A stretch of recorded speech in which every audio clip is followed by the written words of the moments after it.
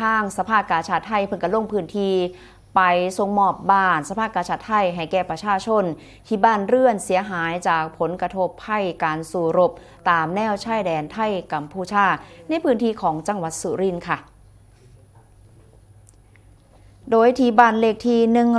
177หมู่ที่10บ้านตาโสตำบลบ้านพร่วงอำเภอปราสาทจังหวัดสุรินทร์นายกฤษดาบุญราชผู้ซอยเลขาธิการสภากาชาดไทยและก็ผู้อำนวยการสำนักงานบริหารกิจการเหล่ากาชาดพร้อมคณะสภากาชาดไทยลงพื้นที่มอบบ้านสภากาชาดไทยให้แก่นายคูณพรหมนัทผู้ประสบภัยที่ได้รับผลกระทบจากเหตุการณ์สู้รบบริเวณชายแดนไทยกัมพูชาถูกกระสุนปืนใหญ่จากฝั่งกัมพูชา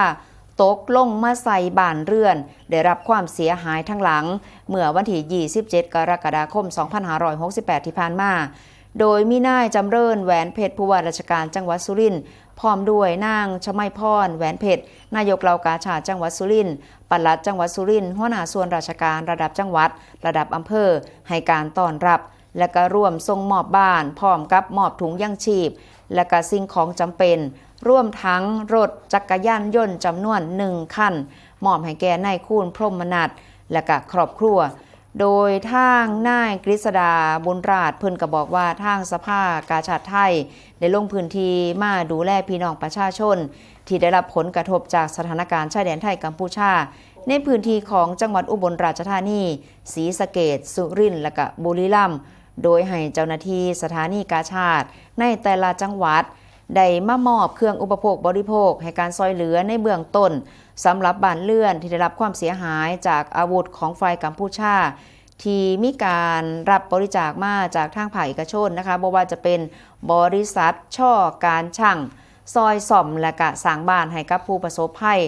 ทั้ง4จังหวัดจำนวนกว่า4 ล้านบาทซึ่งที่จังหวัดสุรินทร์ก็ได้รับการซอยเหลือสร้างบ้านสภากาชาดไทยจำนวน